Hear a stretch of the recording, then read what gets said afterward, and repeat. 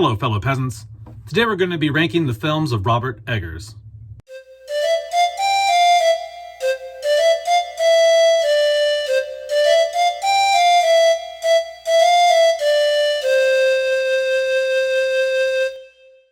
Okay, guys, so here it is. We're going to rank the Robert Eggers films.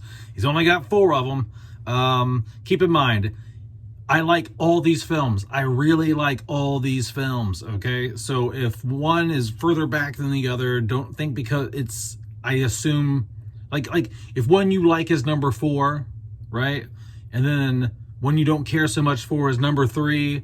It's not because number 4 is way worse than number 3, or number 3 is way worse than number 2, or number 2 is way better than number 3. Like, I had to split hairs with these things, okay? Because I really like all 4 of his films. So I'm not an Eggers hater. I'm a big fan of Robert Eggers. I see his films as a must-see. I love Robert Eggers films. Okay, so in case anyone's wondering, you know, if I'm a hater or something, well, I probably wouldn't be doing this ranking if I was a Robert Eggers hater. So anyway, let's get into it. Number 4, The Lighthouse. Yes, number 4, The Lighthouse. This movie pushed the boundaries for me when it comes to what's going on in the film. Is it boring? Is there too much dialogue? Is there nothing happening? I can deal with a lot of dialogue. I can deal with a lot of people sitting around in rooms and talking, okay? But this movie really pushed that for me. This was a film that... beautiful cinematography, great acting, the set was awesome. The mystery of what's going on kept me engaged the whole time. But it was a struggle because it's just 2 dudes in a lighthouse, and I was just like, you know, it was a bit of a struggle to get through. Some people probably turn this thing off in like the first 15-20 minutes, you know what I mean? But I can sit around and just watch people talk in a room all day, you know?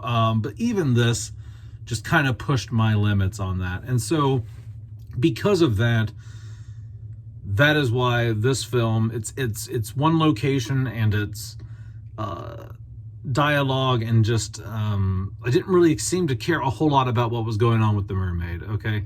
If I was being honest. And so, I like the film. It's just the least interesting to me of his 4 films. So that's number 4. Number 3 is The Witch. Yep, The Witch. I know putting The Witch at number 3 is controversial. But here is the main reason why, guys. As much as I love the idea, the concept of the witch, you know, the family, Puritan family, moving out into the forest, living off the land, starting lives of their own, cast out from society. They're too Puritan. They're too hardcore. So their village kicks them out and they start living off in the woods. Witch takes the baby and, you know, and there's just this paranoia, the 1600s, early Puritan paranoia around Satanism and the devil, and as badass as the ending of this film is, the dialogue is the crutch. It is the, not the crutch, it is the handicap of this film, okay? Like the dialogue here really is the biggest negative. And although I do give Eggers massive credit for how authentic the dialogue is and how real it feels, I just can't identify with the characters when I don't really know what they're saying 50% of the time. And maybe I'm stupid and I don't know what they're saying and I can't pick up on it and understand 1600s English. And maybe I just don't care to try that hard to figure it out. But it's just a little bit too much for me, and I just can't. I've tried multiple times. I've watched the film like 5 or 6 times, and every time I watch it, I just have to kind of tell myself, just go with it, just kind of feel what's going on, even though you don't completely understand what they're saying. Just kind of vibe with it, and you get the gist of what's going on. But I want more than that from a film. I don't want to just like have a basic idea of what's happening.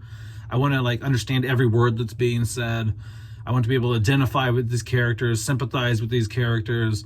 And when you're missing out on, at least for me, like I miss quite a bit of the dialogue in here, it really does ruin the experience for me. So as badass as the concept is, as badass as it's shot, as great, as well acted as it is, and how much I love the ending scene of The Witch, the dialogue really just drops it down for me. So The Witch is number 3.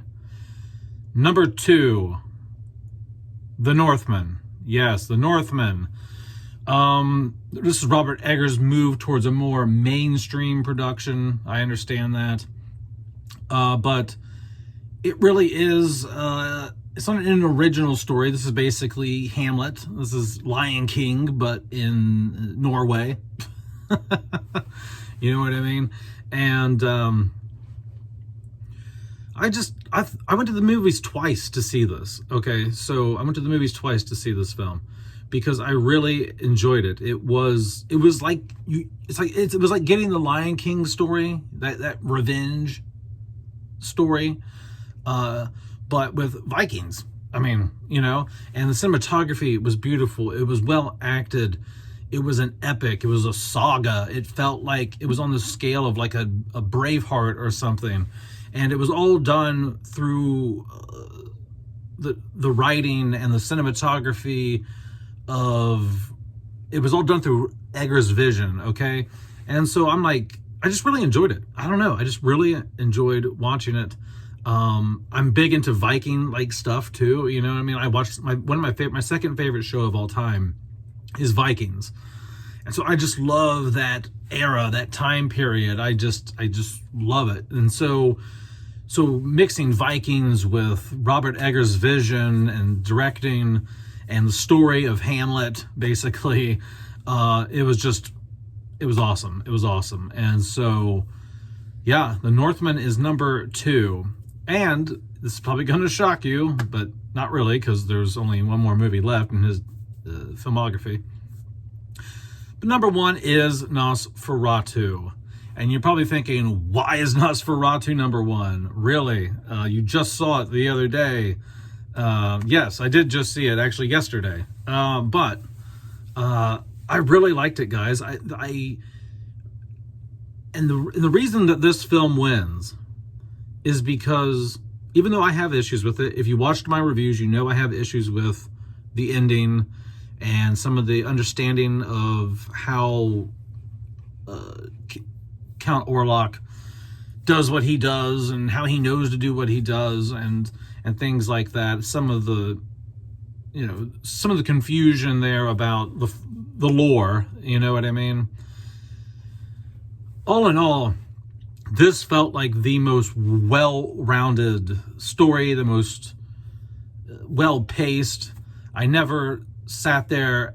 Every Eggers film I've watched, even though I have a good attention span when it comes to dialogue and not much going on in a film, this is the film that I least thought we got to pick it up a bit. Okay? And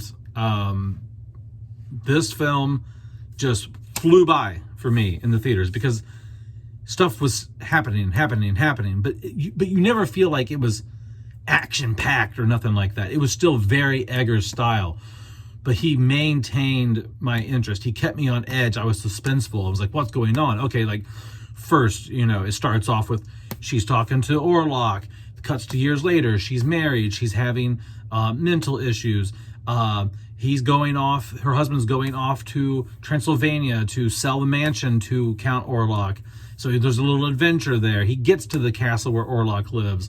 You have the suspense of meeting Orlok. Orlok is a vampire. He's scary as shit at the castle. Thomas has to escape the castle, get back to the town. Then Orlok visits the town, brings a plague with him. I mean, it just goes and goes and goes. Every bit of the film is entertaining. And I don't know how to put it other than it was just the most entertaining film to me. Could this ranking change over time? Yes, but as of now, after seeing all 4 of his films, I know I've only seen Nosferatu once, but it was the best first experience I had out of all 4 films. And yes, you can learn to appreciate things more over time, you know, but your first experience is really like, well, it's kind of like when you hear a song for the first time. You know when you hear a song for the first time, you're like, damn, that's a good song. You know when you like it, okay?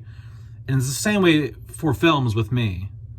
I'm not saying films haven't ever grown on me, but you know when you know. You know when you see a damn good film and it connects with you. You just know it in your gut. And I really connected with this film. I was really entertained. I think this is Robert Eggers' best film. It's the most entertaining to me, you know.